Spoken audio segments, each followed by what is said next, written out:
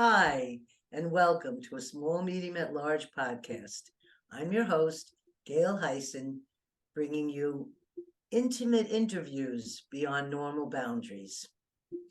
I'm so happy to have everyone here today. I want to thank you all for subscribing, liking, sharing, commenting, and just being here with us today. We love all the different interesting guests we've had. I believe Lisa is guest number 60. I'm not sure 60 or 61, so stick with us because we have so many new other interesting guests to share with you in the future. So thanks for hanging in with us and thanks for supporting our little show, A Small Medium at Large podcast. Today, I would like to talk to you about our guest, Lisa Carillo. Lisa Carillo returns to us on our second podcast together to discuss her newest book, An Unprincipled Life, Living from the Unknown. Let me tell you a little bit about Lisa Carillo. Lisa and her husband Daniel live in Northern California and spend their free time hiking and exploring in nature. Lisa has lived her life as an experiment in living from the unknown. She left her corporate job as a chemical engineer and product manager in 2006. She has also worked as a life coach, ultrasound technician, and massage therapist. She pursued enlightenment and then discovered in 2009 that she already was what she had been seeking. Knowing her innate completeness, she's discovered she can live with nothing to prove and nothing to resist. Whether calculating her taxes or creating something, she's carried by life's inherent joy. You can find her at www.experiencingthetrueself.com, and I'm going to spell that out for all our listeners that aren't on YouTube. Capital EXPERIENCING, capital THE, capital TRUE, capital SELF.com. That's all one sentence. And also, she has a YouTube channel called Enquiring into Self. Later, we're going to inquire her about that show. So let's welcome Lisa here today. Hi, Lisa. Hi, Gail. I'm so happy to see you here again. And I have to tell our audience, she's just not just a new podcast person. We've actually become friends. And so I can tell you that when she speaks about she living with life's inherent joy, I've seen it at my kitchen table. I can tell you that she's speaking the truth, that she does live from that place, and she brings nothing but joy when she comes into our home. Thank you. It's so good to see you. Good to see you. It's a nice little cold, rainy day and a great day for a podcast. I have some questions here, and I'm not going to start with my usual beginning question because we did that in our last show, which is talking about your childhood. So we're going to go right to talking about your book today. There's questions I have about some of the wording, and I thought we could explain that maybe before we go into some of the things I read in the chapters. It was a delightful book. So can you tell our listeners, what is the definition of infinite being and infinite nature? So, we have this sense of identity all the time, right? Somebody will say something, and if it fits with our sense of identity, we like what they say. And if they say something different, we don't like what they say. But that sense of identity actually changes. Mm-hmm. And it's really just based on thoughts. So without thoughts, without emotions, what are we? And when you feel down into what's there all the time, never changing, actually, you could even perhaps sense that it's even deeper than the soul. There's this aliveness, this fundamental being, and you can't actually find an edge. When you feel it, you can't find a boundary, and it just seems to just extend out into the whole world. That's what I'm talking about as infinite being. And infinite nature? Yes, this is another word. It's really hard to come up with a word for this thing. So I use different words because maybe it will resonate with somebody if I use a different word. But I think what I'm getting at, because you refer to these words in the book, is that when I read that, I should just be thinking of something larger than anything I can imagine because it's infinite. Yes, Okay. right. It's an alive immensity. It's like this core, real, unchanging kind of source of everything. So great. That's a great word that you picked for that. Um, I have a big question here, and I'm not sure how we can share this with our listeners because we've all heard this before in Buddhism and other teachings. What is enlightenment? So, fortunately, when I first heard about enlightenment, nobody said bliss. Nobody said, you leave your body or something. And those are just kind of like side effects, I would say. From my experience, it's knowing that this infinite being is actually what we are, and that all of that personality, persona, identity is just on the surface. And so when we're recognizing this infinite being, then we're kind of experiencing enlightenment. But actually, everybody's already enlightened. Everybody's already infinite being. Nobody has to do anything to become it. You can't not be it. Everybody's enlightened. It's just there's an opportunity to recognize it, and then you actually feel the unharmability of this infinite being, and it gives a whole different perspective to life. So would that be fair then to say that the ego is something that's dropped and gone because that's part of the persona, and what we're left with then is touching into the part of ourself that is this enlightened being? Right. I wouldn't say, I mean, the ego is just like a tool, it's a bunch of thoughts we use to kind of work around in the world, but that we start to recognize it just as a tool. Mhm. So, it isn't the core of our experience anymore. And was how did you discover or experience this enlightenment? And was this what propelled you to writing your newest book, The Unprincipled Life?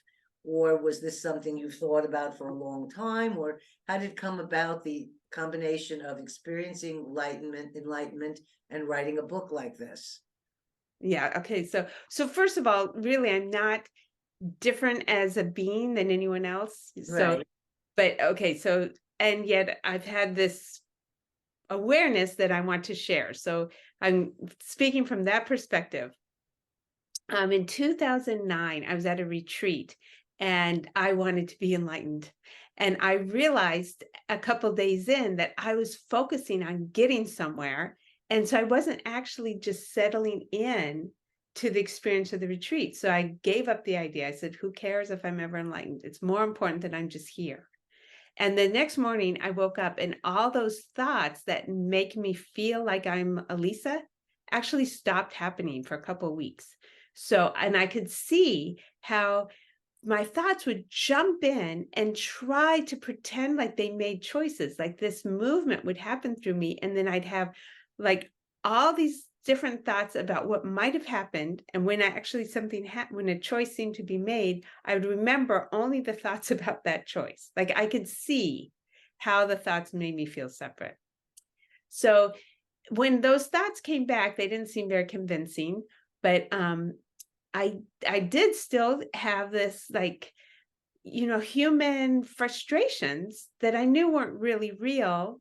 In fact, I knew that infinite being must want them. It never has anything here unless it wants it here.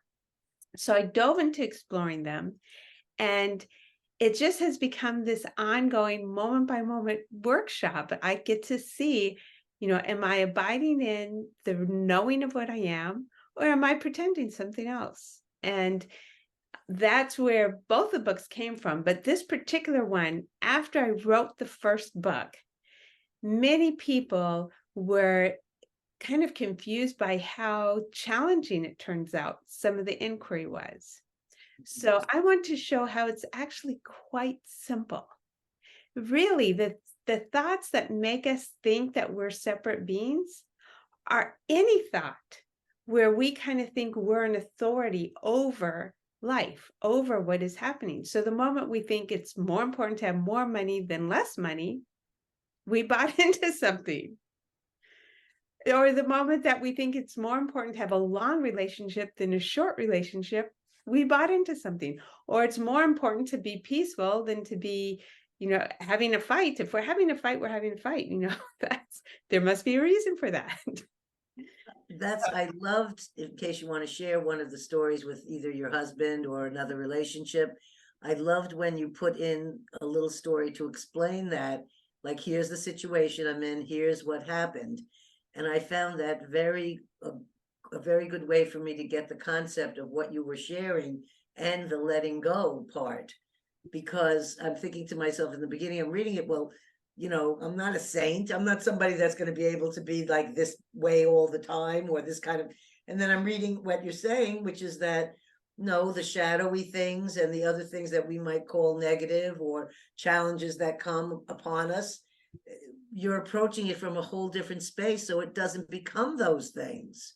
I was wondering if you might have one little story about that kind of thing, because I felt the little stories you shared in the book were so valuable in explaining the concept. Right, exactly. That whole saint idea is just another version of trying to be a something. It turns out infinite being uses every experience. It's kind of like when you watch a baby learning to walk, every fall is important. You wouldn't tell the baby, no, don't fall. No. They've never learned to walk then. We're supposed to have our disagreements and our everything. The infant being is not threatened by that. It wanted it that way. Otherwise, it wouldn't have made us like this. Mm-hmm. So now what could be those positives? So yes, here's an example. I'm mad at my husband because whatever. I'm sure we've all had that experience before. Yes. Right? Yes. And um, and then I'm like, how did this happen? And what's the good in this? And I realized afterwards that I get to ask him for forgiveness. I get to notice how much he loves me, regardless of how I behave. And it's suddenly this precious thing that just happened. My husband loved me when I was angry at him. And if I'm too busy thinking, oh, I can't be angry, I'll miss the preciousness that just happened. I got to be the one who gets forgiven, and he gets to be the one who's the saintly loving one. Every part we play is part of the preciousness. Mm-hmm. That I felt like that kind of information in relationships would be such a valuable tool or thought for so many people to have. And I was, in fact, reflecting it in my own argumentative moments with my husband. And I thought, oh, wow, she's right. What if you turn it into this? That's a much better, and often sometimes I think in the relationship, the person's just mirroring something of our own self. So if we can learn and then be loving at the same time, but also accepting that, oh yeah, we were yelling or we were angry or we said things that may not have been the nicest things to say, it gives us a better sense of the relationship not being so traumatically damaged because you had a fight. Instead, it's okay to have this fight. It's not a negative, bad thing. Exactly. Infinite being is not threatened by anything we do. And it's choreographing everything. So if we just pay attention, the choreography turns out it's good. Now, it did change my values a lot to come to that. And I don't think this must have been an overnight process. No.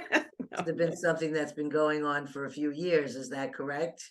Right. It started in 2009 and it's still going on. I can say, the whole letting go and finding the preciousness happens more and more frequently. And those aren't goals. Those aren't necessary. We're already infinite being, but it's just enjoyable to be living in the awareness of it. And Yes. that happens more consistently. And I think that would reduce the stress or negative energy around the situation, so that you're just sort of looking at the situation instead of getting completely engulfed in it. Exactly. So we were just mentioning some things about bliss, because we often associate that with enlightenment, that the person is in some sort of a blissful state. Or is that, do you think that is the part of enlightenment, or just bliss is just something we also just experience?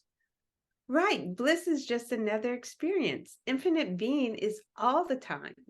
Now, it often happens that when we're living in this need to prove something or need to defend something, that we feel so constricted that the moment we realize, oh, I'm none of that. It's kind of like somebody's been strangling us, and all of a sudden we can take a deep breath. I mean, yeah, it feels blissful. But if you keep breathing all the time, well, it might not be blissful to keep breathing all the time. There was something I read in your book that I thought was just a great tool or exercise. And for any of our listeners who's working on anything, you might consider this after she explains what they are. I wanted you to tell our listeners about the 3 wells you draw from and what is their meaning. There's the well of compassion, the well of intention, and the well of action. So if you could explain what each one meant, and maybe a little story or whatever, which way you want to explain what the meaning is of these wells or how you've used them. Right. Okay. So here's an example. I have a condo in Southern California, and there was this big leak, and I get this huge bill. And so the well of compassion is that all those feelings I'm having deserve compassion. I'm concerned for my renters. I'm concerned for my bank account. I'm concerned for how am I going to make sure everything's fixed properly. And, it's hundreds of miles away. All of that just deserves compassion. Of course, those feelings come up. And I just tap into this well. It's like, it's this thing I can just sink into, just bathing, marinating in compassion. So it allows the anxiety to just relax. There's nothing to prove or fix. So when you were faced with, I'm also a landlord, and then when that happens, I always become a complete crazed, stressed person.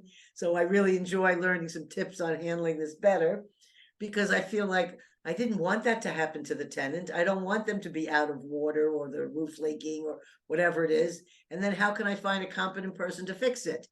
And then somehow I feel like it's my fault that it all happened when I didn't make the well, I didn't make this happen to the water, or I didn't make the well go dry. So the well of compassion is a place inside yourself where you reach into when you're in this kind of situation. And what happened with the tenant and the contractor and your house and your condo down there, when you applied the well of compassion instead of the well of stress. Right. Yes. Okay. So, well, I moved through the other wells before I got to the contractor. So the well of compassion just allowed me to have all those feelings and remind myself that I really don't know. I don't know how this is all going to go. But the well of compassion just brings this soothing energy. Then the next thing is the well of attention. Attention means I've probably jumped to a lot of conclusions, made a lot of assumptions. And attention makes me pull that all apart and really look. Like, I just assumed my tenants are going to be upset. I just assumed that it's going to be hard to find a contractor. I just assumed that I'm not going to be able to afford it. Yeah, all these silly things, right? I don't know yet. So the well of attention points out that I've brought whatever history I have into this present. And the present is just a place of curiosity and discovery. So I just look and say, okay, right, let's put the past in the past, come back in the present, and then I just look and see, is there anything I need to do here? And as those wise actions come up, then I go to the next well, the well of action, and it's unattached action. In other words, I don't try to make sure I got an end point that I'm going to get to. I just do the next thing. So I called my insurance company. I talked to somebody who had worked on, what had he done? Oh, no, actually, it was the guy who came in to dry everything, recommended a contractor. So I called him, and my tenants were so happy when the guy who did the dehydrating came. He just had the best personality. It was amazing how much better they felt the moment he arrived. So it just went step by step. And it turned out every time the bills came, I had the money for them. So it turned out there was nothing to be worried about.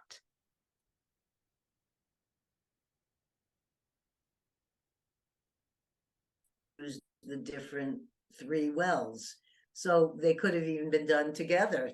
This is why we used all three together. Oh, the Wi-Fi just broke up. Try And you're asking again. mentioning about money, and I read enough, or what that has changed. How I believe when you were growing up, you come from a family of highly achieving sisters and brothers, or I'm not exact, something like this kind of a background, and how you made a different relationship with money than what you really were taught with as you. I mean, the things we're taught with, you write about in the book. Hold on to your money. Money is, you have to spend it wisely. You have to be responsible. All the different rules that come with the idea of having money. And how did you change that around? Yes. Wow. Well, the first moment was I had taken the landmark form, and I realized I was organizing my life to have plenty of money. And I had more money than I was using, and I was unhappy. So I thought, okay, this has got to change. So I left my corporate job. And after that, for a while, I worked part-time, and I was supported by boyfriends. And, in my mind, that was, who are you doing that? That's how I would have thought about it. But I couldn't think like that anymore. It was like this call of life to do what mattered most to me. And I just kept taking each next step. I had enough money to get through every day, every month. It wasn't day to day. I had enough money every month. And then it just came that money just kept working together. It's a long story there. But now I really don't think how much money I have has anything to do with who I am. Obviously, if I don't have money, I can't spend money. And if I need money, I should go do something to get money. It's that simple. Well, you mentioned there was a point in your life where you thought you might be living on the streets. That's right. I was really afraid that I was going to end up living on the streets. I was very afraid of that. Not that I was like, I wasn't really close to that ever, but I was still worried about that. So I sat down and I imagined, okay, so what would happen? I would be living outside. I might get cold. And I thought about other times when I'd been cold. And I realized, well, I've lived through that. I might be very hungry. And there's a period when this whole thing was going on with my digestion, and I lost like, oh my gosh, 30 pounds, at least 30 pounds. And actually I lived right through that. It wasn't agony. I mean, obviously there were problems, but it wasn't agony. And I was like, so I would just be on the street, and then I would probably eventually die. It wouldn't actually be terrible. So I don't need to run around avoiding this. If it would be okay. So you were able to show yourself examples in your life that would be what it would be should you end up having to live on the street, and you realize that A, first of all, it really wasn't going to happen because you had enough money, but B, you didn't even need to entertain it anymore because the experiences you'd think you'd have living on the streets you'd already been through. Exactly. Great. Another very excellent example. So is there anything more we could talk about the money relationship? Because I think a lot of people, deal with different things. Also, since we've been through the change in COVID, people have changed jobs, they work from home, other things, people are rethinking how they work. And we've been trained or brainwashed or whatever. My father used to call it, when people would be going to work at 9-to-5 jobs, he would say, they're slaves. They don't realize they're slaves. They're slaves to a paycheck because the paycheck's going to buy them something they think they need that they don't really need. But this is how they become slaves to the system. And he dropped out of the system when I think he was 45. And he stopped working, and he would do all this work, but he wouldn't do it for any money. He would just do it to help people. And he didn't have tons of money or anything like this, but his goal, and this is what we saw, was that money was not his prime motivator for anything.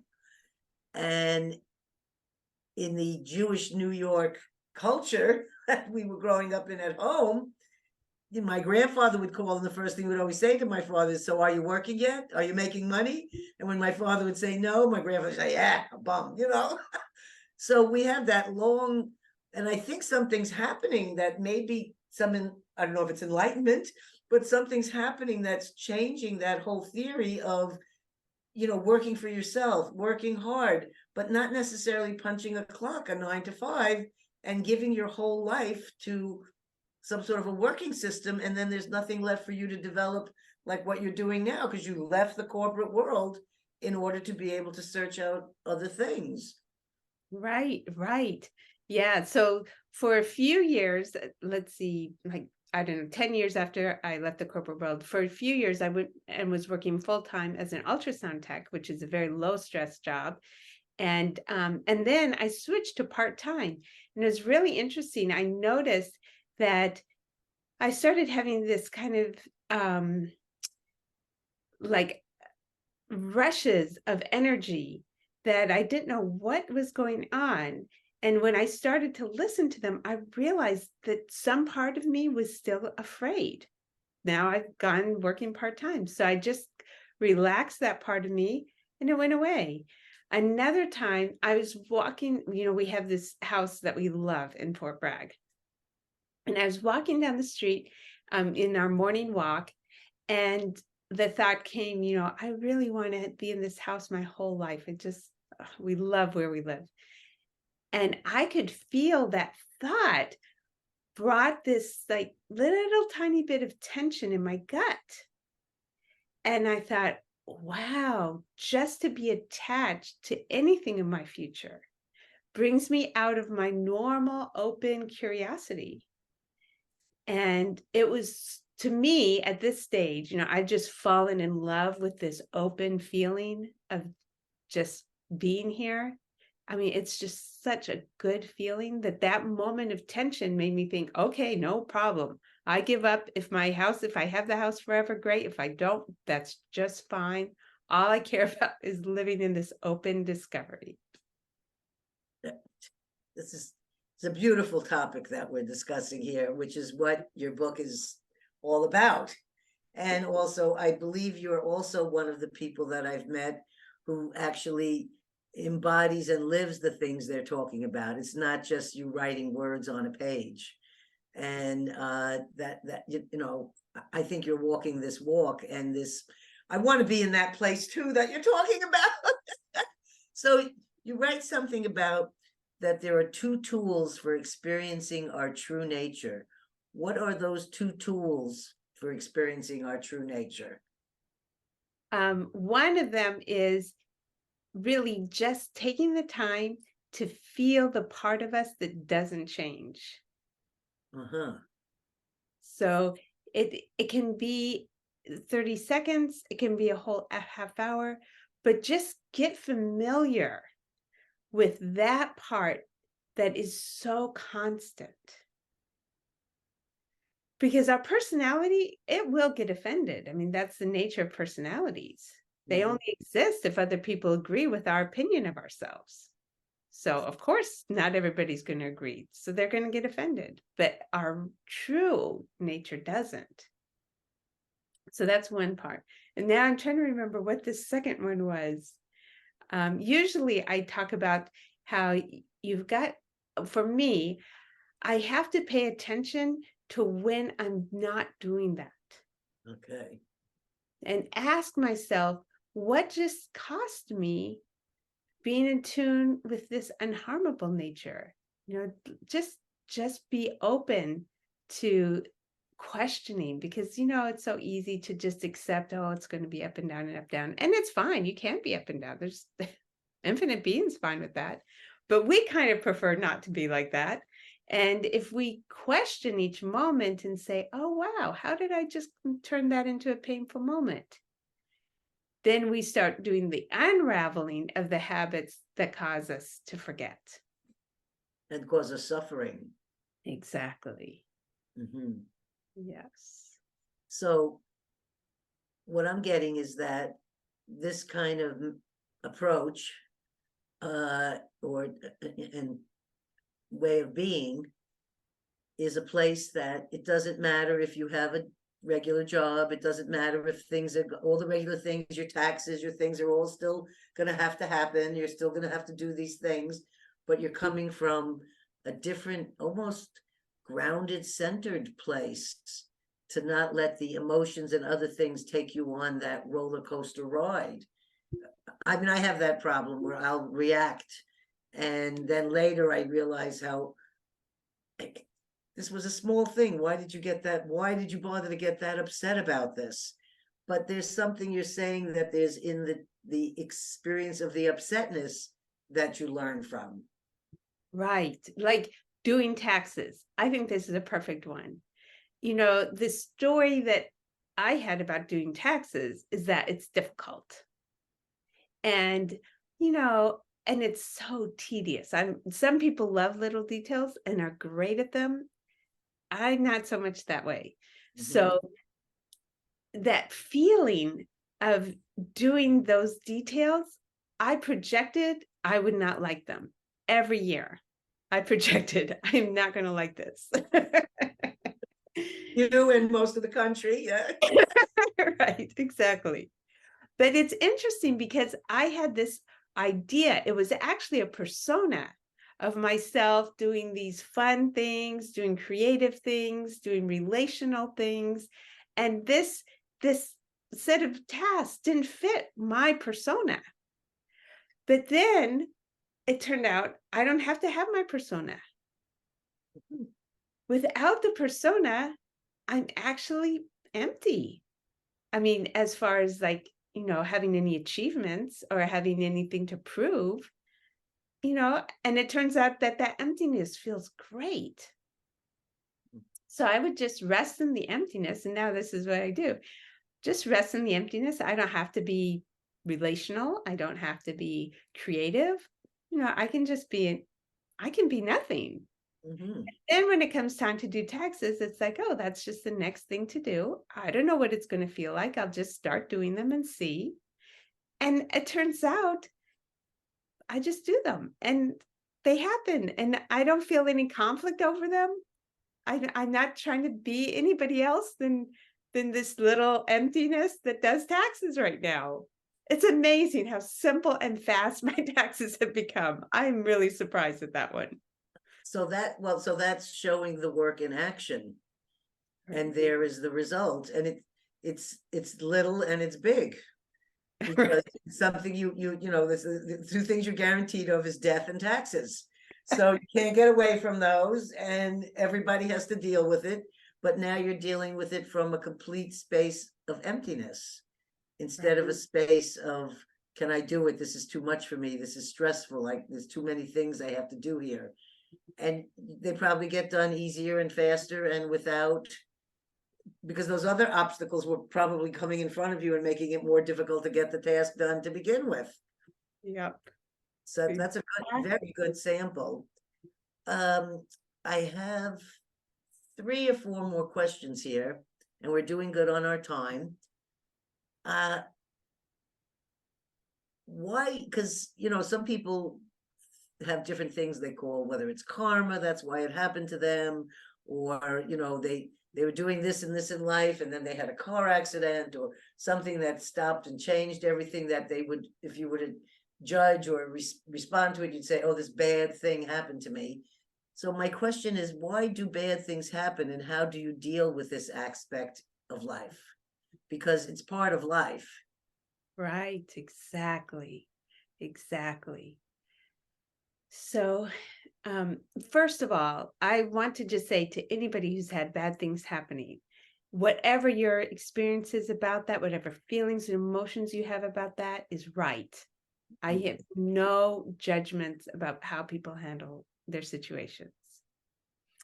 But I can share from my experience that things that looked bad really turned out they looked bad from my persona's perspective.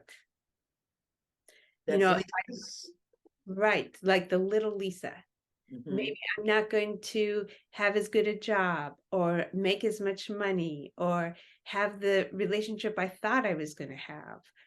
All those things that so I don't have the friend I thought. No, my best friend died. I don't have my best friend living on earth anymore. Some people don't have one of their parents. Whatever it is, the persona has this idea of how my life would be better if I had that thing. But, that's just a bunch of thoughts. It's not real. We have no idea if it would actually be better like that. So in each case, I just look and see, how is my life this way? And it might be true that, I don't have my friend, or I have a longer journey towards self-love, or I have a health issue. But when I look and see, is there good coming out of that?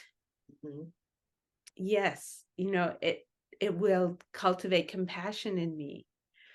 It will help me prioritize relationships. Little things like, oh golly, my house has this new big problem. I need to hire contractors, or I have to get my car repaired. Before, I used to think, well, what can be good about that? It's simple. Oh, yeah. But what I've realized is I end up meeting new people. And I've started to realize the universe seems to be very interested in me meeting new people in all these kinds of ways. So maybe I should change my values about this. If the universe keeps prioritizing that I meet somebody to fix my car, and I meet somebody to fix my house, and then maybe the universe thinks that's important. And when I just let go and said, oh, right, whatever happens is showing me what the universe cares about. And the more I care about what the universe cares about, the happier I am. I find the universe shows me things, and I either take notice, or I just think it's a coincidence, or just brush it aside. And I find that my life runs more smoothly when I acknowledge that the universe is sending me this message. So, for example, I'm taking sound healing classes, and afterwards I think, oh, I'm not musical. Why am I doing this? I can't even open my mouth and have a sound come out, or I can't play an instrument that would make it sound whichever way. And the teacher takes out a rattle that he shows me, 2 rattles. And one rattle is made out of a turtle's body, and the other rattle is special seed pods that you can only get in Peru. And so my persona, like you would say, says, oh, Gail, you can't really do this, and you're not going to ever be a sound healer, and you're not going to la la la. Why are you even doing this, you silly person, or whatever? But then I go out in the world, And within a week of seeing his special turtle rattle that I thought I really have to have one of those, I go to a garage sale right, a quarter of a mile from my own house, just because I say, I haven't been to one in a while, let me just go. And it turns out the woman there was someone who had been a guest at our shamanism conference years ago, because she had a slideshow of herself naked in trees all over the world. And she communes and has this very special affinity with trees. Well, I'm looking at her book and I'm saying, wow, I've seen you before. You presented at our conference. Now you have a book. And we start talking, and then I see this turtle rattle in two pieces. And I said, where would I find this at a garage sale of all things? So she sells it to me for, $15 or whatever. And I go home and I turn it into my own rattle. And I fill it with stones and objects, and actually the 4 wisdom teeth of my youngest daughter, because I like putting teeth in my rattles. And I make this whole rattle. And then a week before that, my girlfriend comes back from Peru after I mentioned to her that I'm looking for a rattle made out of these seed pods. And she tells me, I think I have to go to the city of Cusco to get that for you, but I'm not sure that I'll have time. I'm just coming to the United States very quickly to take care of some paperwork. My friend Holly, who has a beautiful center, Ancestral Highlands, in the mountains in Chavín in Peru. And she said she went into her room that they use. She rents it out for people to do spiritual workshops and retreats. And she has a mirrored pool to do reflecting and, reading into. And she goes in the room and she finds a rattle that came from Machu Picchu that was left there by someone. And she said, I had a rattle in my special room. I'll bring it for you. So last week, I end up, in 1 week's time, before my next sound class, I end up with the turtle rattle that I wanted, the seed pods directly from Peru, directly from Machu Picchu to Peru to Santa Rosa for me picking them up. And then later, when I'm showing them to the teacher, I'd say, this could be a message from the universe that I'm really supposed to be doing these things, because why would these objects fall into my path? And they're bizarre objects. They're not, like you go to a garage sale, if you say, I'm looking for a file cabinet, you're going to find one. I'm looking for an old chair, you're going to find one. But a turtle rattle? I mean, I have never seen one at any garage sale I'd ever been to. So in those ways, I feel like the universe is speaking to you directly and saying, yes, this is what you're supposed to be doing. But the mental part of me is always saying, oh, no, that's not why are you doing this? And I feel that a gratefulness to the universe to keep showing me, yes, this is what you're supposed to do. And a gratefulness that from enough retreats and investigating things into the self that I've done, to acknowledge that and say thank you, because I think it's important when the universe gives to us to say thank you. I've received this. I just wanted to share that little story. Oh, beautiful, Gail. I feel like you are the best example I can imagine. Your life is this constant serendipity, like all the time. And it's amazing. You have whatever thoughts you have going on the surface, but you're never making a wrong turn. And it's obvious you're never making a wrong turn. I mean, you don't waste any time in resistance. You don't waste any time in overanalysis. You're just always doing the flow all the time. I'm trying to be more that way, because I don't like the Gail that gets stuck in the negativity of, oh, this didn't work out, or oh, blah, blah, blah, blah. When I know that I don't need to be in that place, I can just learn from the experience and move on instead of letting it own me. But that takes attention, the well of attention that you're speaking about. It takes all those little tools to have in those moments when those things, because you could get all of a sudden taken for a loop and you forget about all those things in the moment, and then you're in the rush of the fear or grief or whatever it is.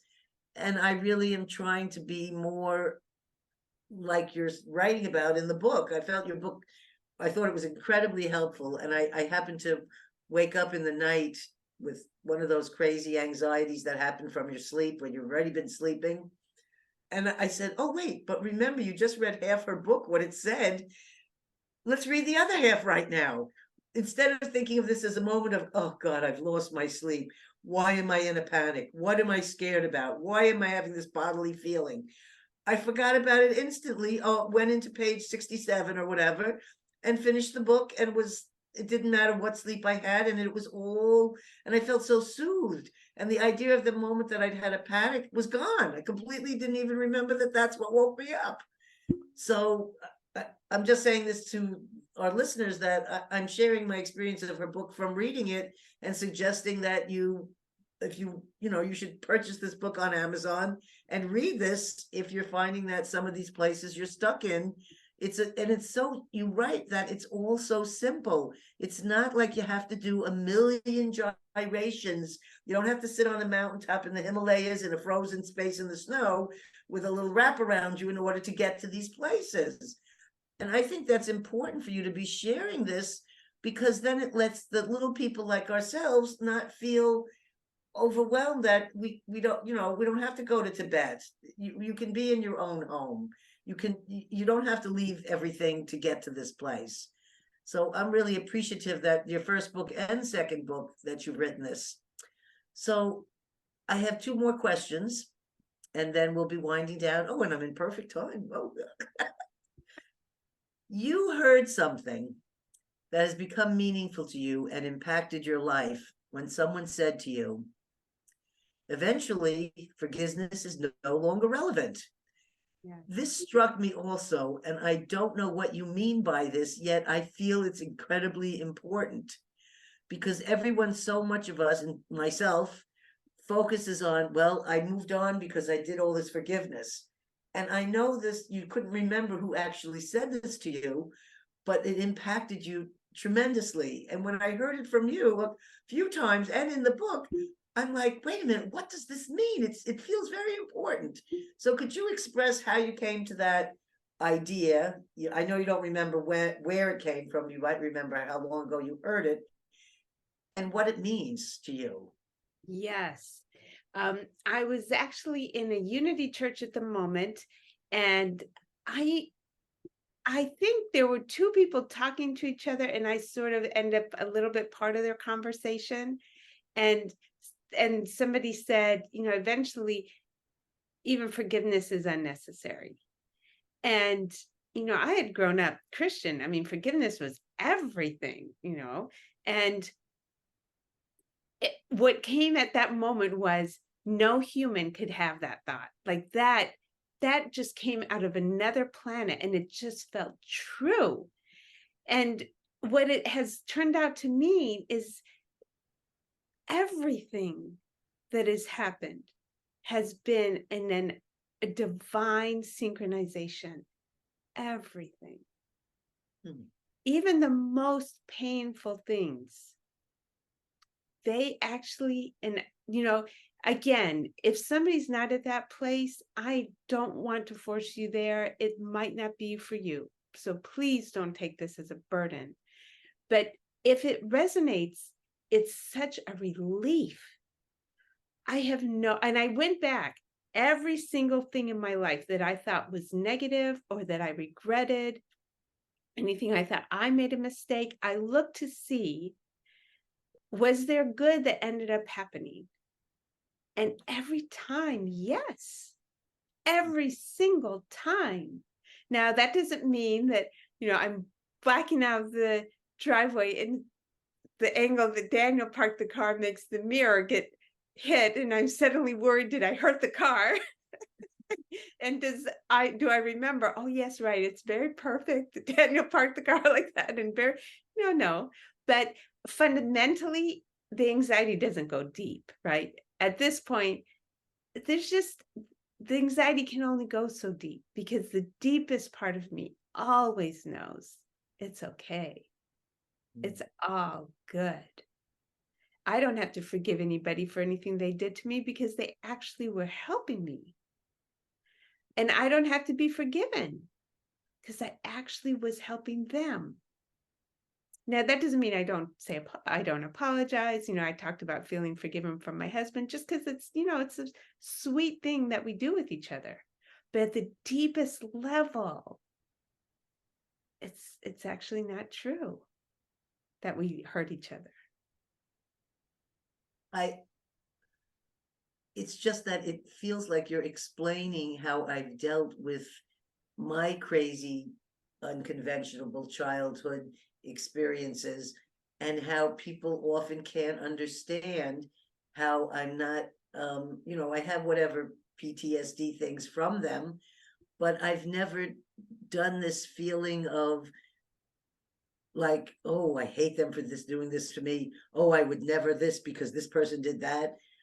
I've experienced all these things that others would look upon as being abusive, or nothing that a child or a young person should have to go through.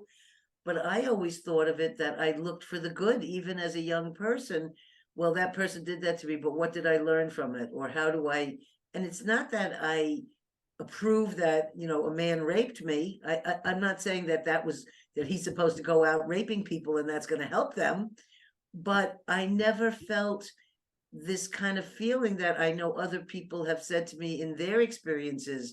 Like, if they experienced the rape, they may have closed up inside sexually or relationship wise, and it became because of this, and that's their blaming thing. This person did this to me, and so now I'm like this because of that. I always felt like all the crazy things that happen makes me who I am today, and that's a good thing.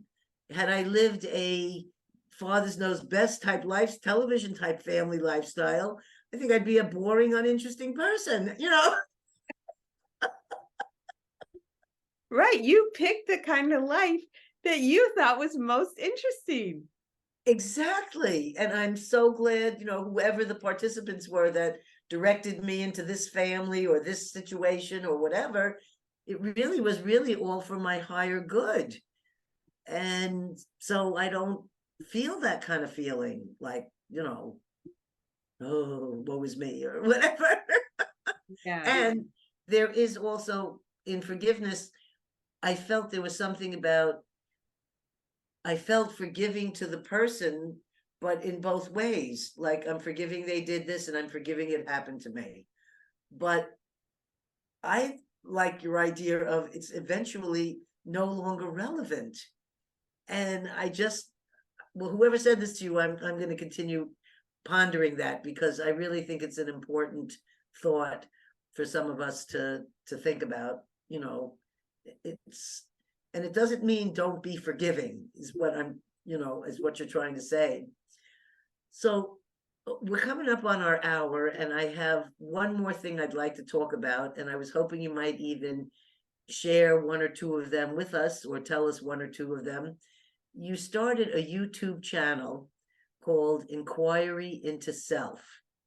And I was wondering if you could tell a little bit about why you decided to do this and what the content of it is about. And is it something that's weekly, or if you could just tell our listeners how they would actually find Inquiring into Self. Sure. So the channel is ENQUIRY. So Inquiry into Self. And the reason I started it is because this idea that everything that happens is revealing infinite being to me. It's not just happening, and it's not just that it's bad or good. It's actually revealing infinite being. Infinite being is the source of everything. Infinite being is not tame. It's not this peaceful nirvana, whatever, it's not. It's this. This is it. Mastering life is for me, is this discovery of that part in me that is in love with the whole adventure. And how do you fall in love with the whole adventure? Really? So that's what this whole channel is about. I take little things and I show how I fall in love with them. Things that look like they're negative, I just take over and over and over, simple things that happen in life. And I show what happens when I start asking the questions, and I don't make myself fall in love with them. I just keep asking the questions until I fall in love with them. So like there was a recent one, oh yeah, my package. I ordered this thing that's supposed to be coming from the UK. You know, I got this email that's going to be delivered next week, and that was 2 months ago. And so I keep hoping it's going to come, right? Anyways, I trust that process. But but there was this moment of frustration about that. It's a little thing, right? Mhm. But I just started asking the questions. How is this something that is actually a divinely inspired thing? Not just like a negative thing I cannot be upset about, but like a divine help in my life. And it's wonderful because it teaches me to live in the mystery. Mhm. So often, anyways, have had this box, and I just think if things happen this way, it's good. But I don't want to live in a box. And every time something doesn't happen in the box, it's another knock, knock, Lisa, come back out of the box.